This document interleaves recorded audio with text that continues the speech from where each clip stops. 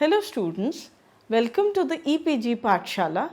I am Dr. Rashmi Sharma, Head of the Department OB and HR, Lal Bahadur Shastri Institute of Management, Delhi. Today we will learn the module Evaluating HR Systems. This module is from the paper Contemporary Issues in HRM and Future Trends. The learning outcome from this module are Introduction to the HR systems. We will learn the techniques for HR system evaluation, evaluation approaches, some examples and how to build in feedback and steps and recommendations in evaluation of HR system. On the completion of this module, the students will be able to understand whether the HR systems meet the business needs of the organization and learn the efficient and cost-effective HR systems and processes. Managing the HR function involves not only putting the processes, procedures and tools into action, it also entails implementing a continuous improvement process. This module would outline methods and tools that the HR manager can use to evaluate the contribution of HR to organizational goals and to evaluate the HR system and processes. The broad areas where HR may be evaluated are: do the HR systems and processes meet the business needs of the organization, whether these are measured by objectives, performance criteria or performance indicators. Second, do HR system processes meet all the legal requirements, industrial awards and workplace agreements?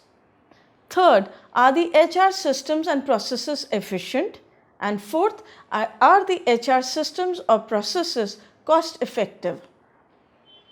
There are some common terms that we should understand first. What is evaluation? An overall determination of the success of a program or a strategy is known as evaluation. Goal is a desired result. A goal should be measurable by quantity or quality and has a specific time frame for completion and is always achievable. Objectives are often used to describe an action step within a broader goal or a short-term goal. Performance criteria refers to the standards that have been put for judging how the performance has been achieved. It focuses on the process and not just the results. Performance outcome refers to the outcome or results that are to be achieved from the performance.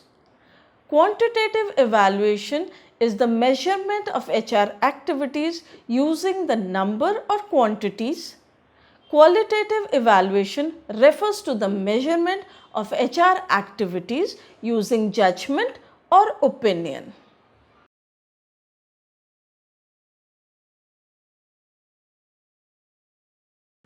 Let us understand what are the different techniques for HR systems and processes for their evaluation. Audits. Audits are inspections and investigations. Audits can be conducted, for example, to investigate whether HR standards are being met or to evaluate the relationship between the HR function and its clients in the organization. Audits can be used as a planned activity or can be conducted randomly. Benchmarking. A management and evaluation approach allows you to compare the state of your own HR processes against those of other organizations. It is often used to measure the improvement gained from outsourcing. Human Resource Management Information System is a computer system that is required to collect and analyze information to assist in the making of timely HR management decisions. For example, databases, spreadsheets, information networks. Evaluation approaches. The evaluation approach may often be used for HRMIS to collect and analyze the information. The examples are staff turnover reports, absenteeism report, remunerations report, questionnaires that allow quantifiable responses, for example, numeric rating scales, cost benefit analysis of the HR activities, skill testing.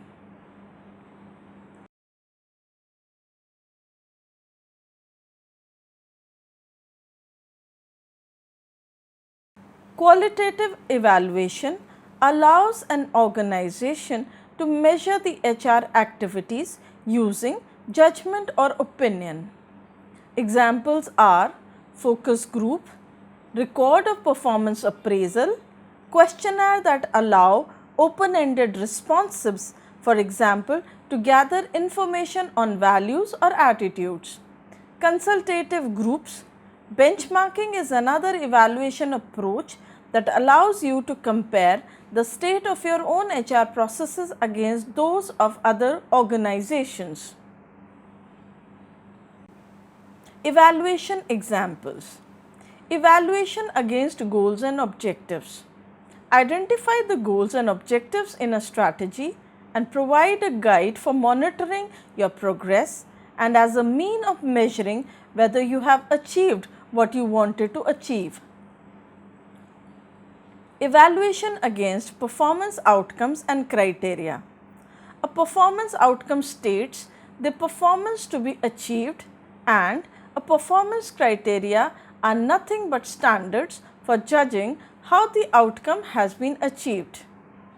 These focus more at the process aspect. An example of a performance outcome could be conduct a trial of internet recruitment.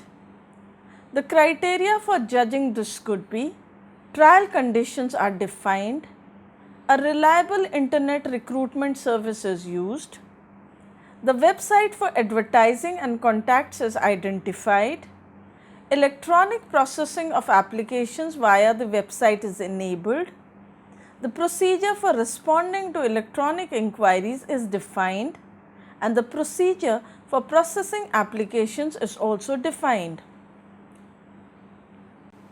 Identifying the performance outcomes and the criteria is a way of testing your processes and ability to perform.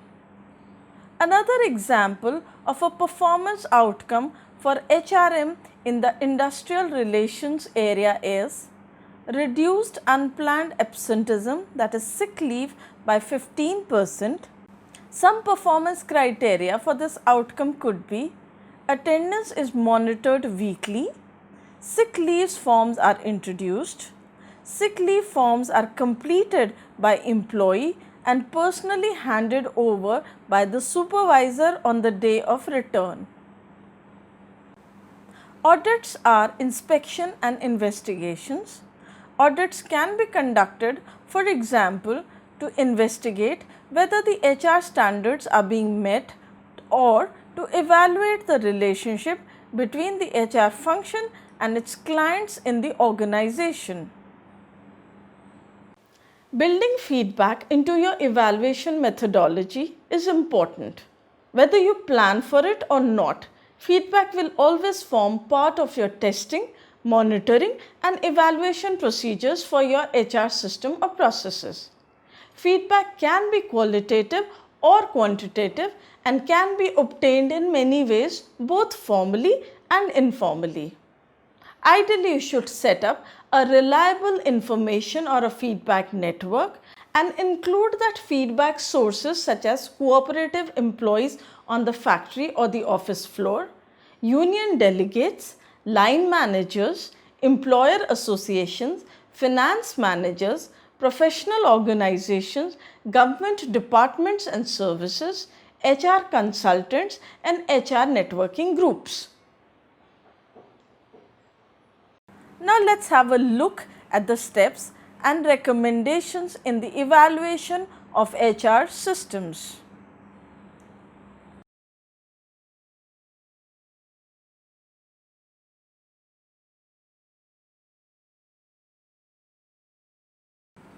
Have a strategy and a plan. That's the first step. if you have to evaluate an HR system. If your company does not have a valid strategy for how all the components of its technology infrastructure will fit together, it will make no difference which software is chosen, and odds are that it will not perform adequately. Thus, it is recommended that you designate a team to develop a human capital management strategy if your organization does not have such a strategy. Keep your focus broad when communicating with the top management. Stay away from the voluminous text documents. Use collaborative software to develop your strategy instead of sending the documents through emails. Step number 2 is use the right resources. Assembling the right team is vital. There should be a core team and an extended team and a demo team. Some individuals will be present on all three. The hardest part may be getting the time and commitment from these participants. It is recommended that you include the stakeholders, knowing that most system will also be used by the non-HR staff.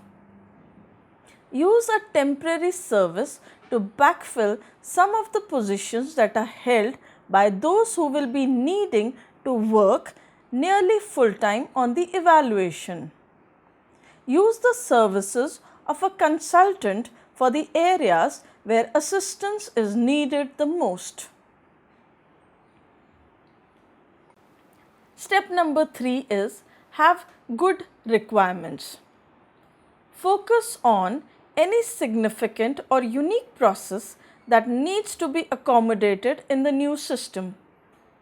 Interviews lasting a minimum of 1 hour should be done with leaders of each functional area impacted by the system to gather facts. Next, create a requirement document. The requirement should be brief and understandable, and each one should be given a priority. It is recommended that the focus is on the processes in your organization that are unique and not those that can be met by all the vendors. Use collaboration software to create system requirements and keep priorities to a minimum and do not overcomplicate things. Step 4. Focus on the leading edge technology. Focusing on technology that best fit your corporate culture. If you are considering a mobile version of your technology, make sure that everybody understands how it is going to work. Is it a true app or just a duplication of the screen on a mobile device? Many features that work on a big screen can be cumbersome on a smartphone. It is recommended that you understand which newer technologies the system will support. Find out if mobile features are supported via an app. Know which browser versions are supported. Step number 5. Use decision drivers. You do not want to make your decision based only on the vendor's demo. There are many decision drivers, but usually they include one or more of these considerations. Once you choose 3 to 5 key decision drivers, prioritize them usually on the basis of functionality and usability. Recommended that you base your organization's final vendor decision on the decision drivers. Do not rely on the impressions created from the demo. Step number 6. Assess how vendors will fit your requirements. Once the requirements are developed, you will need a method to identify which vendors can meet them. Only those vendors should be invited for the demo.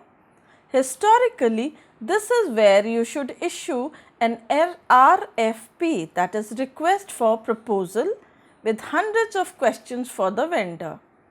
It is recommended that you create a brief request for proposal focusing on the unique processing needs. Some vendors may not reply to the RFP, but instead will send you their standard product questions with their answers. Request on a high level system cost. Do not expect specific numbers or interfaces or implementation at this point of time. Score vendor responses over a weighted numerical scale. Step number 7. Control the demo and narrow the selection. By the time you reach this step, each of the vendors that you have asked to conduct a demo should be a good fit for your business. The question is, which is the best fit?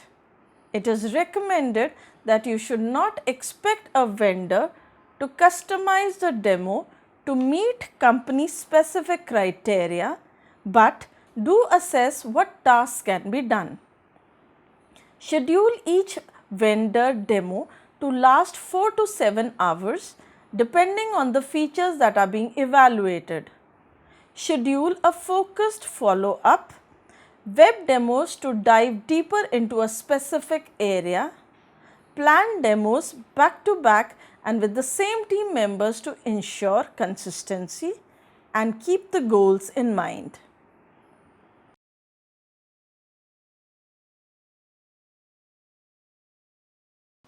Now let us understand the HR effectiveness evaluation.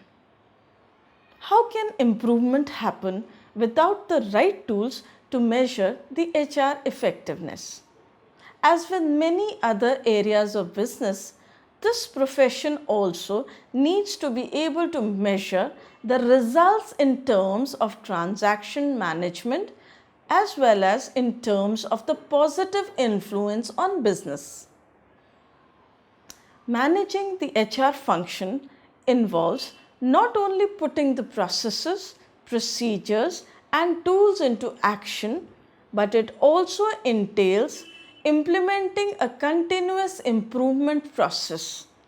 The broad areas where HR may be evaluated are: do HR systems or processes meet the business needs of the organization? Whether these needs are measured by the objectives, performance criteria or performance indicators. Do HR systems or processes meet all the legal environment and requirements, industrial rewards and awards and workplace agreements? Are the HR systems, processes efficient, and are the HR systems and processes cost effective? Thank you.